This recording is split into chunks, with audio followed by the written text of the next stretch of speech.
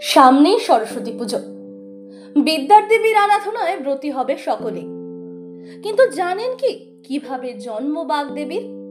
যদিও এই বিষয়ে নানা মুনির নানা মত আছে।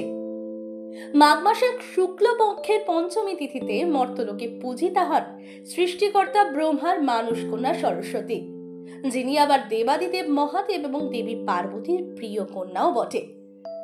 কথিত আছে একবার ব্রহ্মা গভীর ভাবনায় নিমগ্ন হয়ে পড়েছিলেন। মর্তে সকল দেবদেবীর তীর্থ রয়েছে, তবে ব্রহ্মার তীর্থ নেই। এবার প্রশ্ন উঠল, মর্তে কোথায় ব্রহ্ম তীর্থ গড়ে তোলা হবে?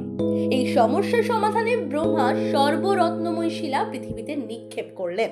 শিলাটি গিয়ে পড়ল চমৎকারপুর নামক এক স্থানে। সেখানে ব্রহ্মা তীর্থ করে তোলার সিদ্ধান্ত নিলেন। তবে তীর্থস্থানে একটি পবিত্র নদী থাকা আবশ্যক, কারণ 3 বেলা নদীর জল পূজা এবং আচার অনুষ্ঠানে ব্যবহৃত হবে। অতএব দেবী সরস্বতীকে আহ্বান করা হলো, কেননা সরস্বতী নদী রূপে কল্পিত এবং তিনি গতিশীল জ্ঞানের দেবী। তার উৎপত্তি হিমালয়ের শিমুল পর্বত থেকে, তারপর হরিয়ানার আম্বালা জেলার সমতল ভূমিতে নদী রূপে অবতরণ করেন। গঙ্গার অভিশাপে সরস্বতী মর্তে 5000 বছর নদী হিসাবে বাস করতে বাধ্য হন।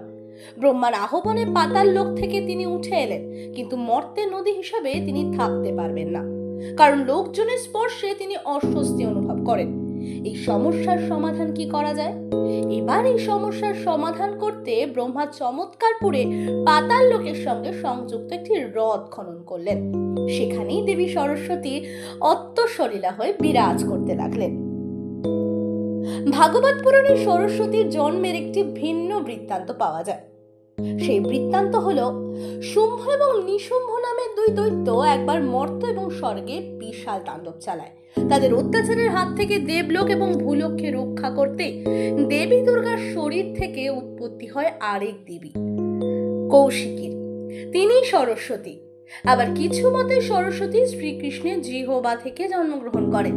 শ্রীকৃষ্ণই মাঘ মাসের শুক্লপক্ষের পঞ্চমী তিথিতে বাগ দেবীর আরাধনার প্রবর্তন করেন। বায়ুপুরাণে আবার লেখা অন্য বৃত্তান্ত। বায়ুপুরাণে সরস্বতীর জন্মের অপর এক বৃত্তান্ত মেলে। মহাদেব নাকি একবার পৃথিবীকে ধ্বংস করার সিদ্ধান্ত নেন। ধ্বংসের পর সৃষ্টির কাজ শুরু করার জন্য ব্রহ্ম তার অন্তর থেকে এক দেবীকে জন্ম দেন। সেই দেবী নতুন জগৎকে জ্ঞান, শিল্প এবং সৌন্দর্যের আলো দিয়ে ভরিয়ে তোলেন। তিনি পরবর্তীতে সরস্বতী নামে পরিচিত হন।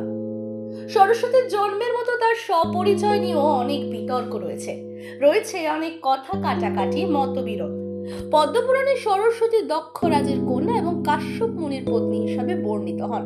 আবার ব্রহ্মবৈবর্ত পুরাণে তাকে নারায়ণের স্ত্রী হিসাবে উল্লেখ করা হয়েছে, যার সতীন গঙ্গা। তবে আমাদের কাছে বিদ্যার দেবী সরস্বতী হিসাবেই তিনি পরিচিত সবচেয়ে বেশি। এমনই বিভিন্ন তথ্য জানতে দেখতে থাকুন আর ভেনম নিউজ।